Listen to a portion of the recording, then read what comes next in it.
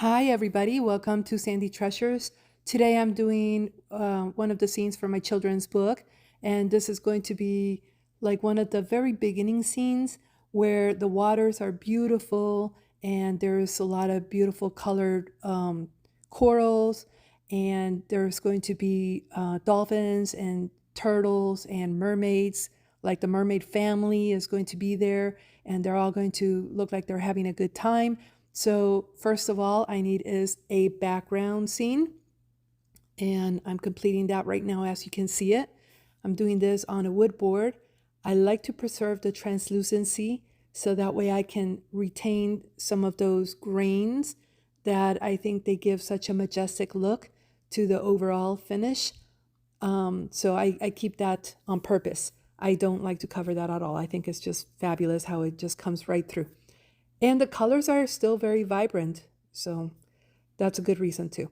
So here I'm doing the very top portion, which is like, let's say if you're underwater and you look above, you see all these colors and it's sparkling and it's constantly changing. And I think it's just so majestic. So that portion, I want to complete it as much as I can before I move on to other sections, which is the bottom portion right here.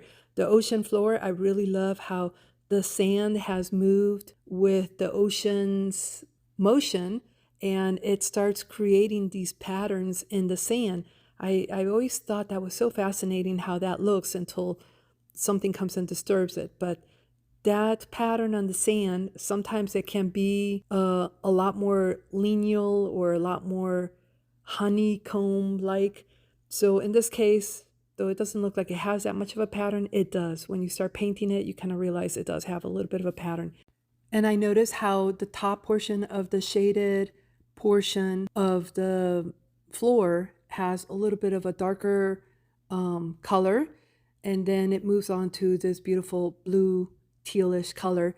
So trying to capture all of those things is very important, establishing that backdrop scene before I go ahead and put in my characters. And with this process, because painting on wood can be kind of dry, it pushes me to use a little bit more linseed oil than I normally would do on a canvas. And because I use so much linseed oil in order to move my paints around, I also found that I had to let it dry for a couple of days, which that's the cool thing about linseed oil. It does dry fairly quick. So for layering, it makes it perfect compared to other oils like clove oil I used to mix in with my paints, and that would take forever to dry, although it would make my room smell really good, and I really appreciated that. It heightens the entire experience. But oil of cloves mixed in with my paints does take like forever to dry. Like I'm talking about sometimes a week, sometimes 10 days. So that's too much. Sometimes when you're working with your layers of paints, you need to, just move and be able to tackle the project the next day or the next couple of days and finish it. And as I continue to make that scene nice and vibrant, let me talk to you guys a little bit about what I can do for you.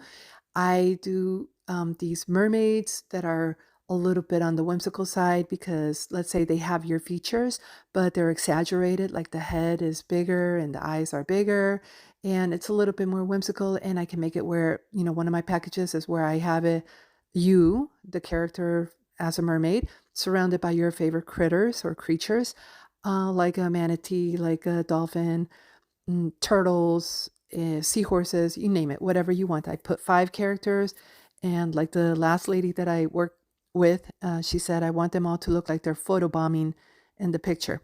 And I thought that was so cute. And this is the one that I did for her. So hopefully you guys like that. So you can contact me by email. Also, sandytreasuresinc.com is being worked on. Sometimes you can see it, but it should be coming together really soon as far as a online store.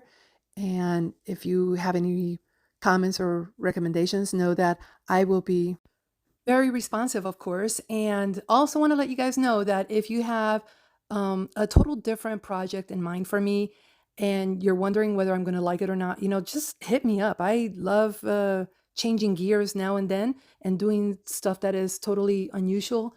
I think that for me is very entertaining.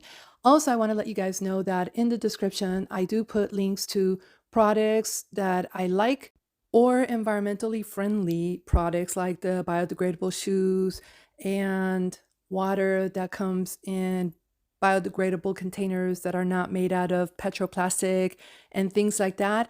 They help me support the channel. And so far, I'm not making money off of it if you guys want to know the truth, but hopefully that will help support the channel in the near future.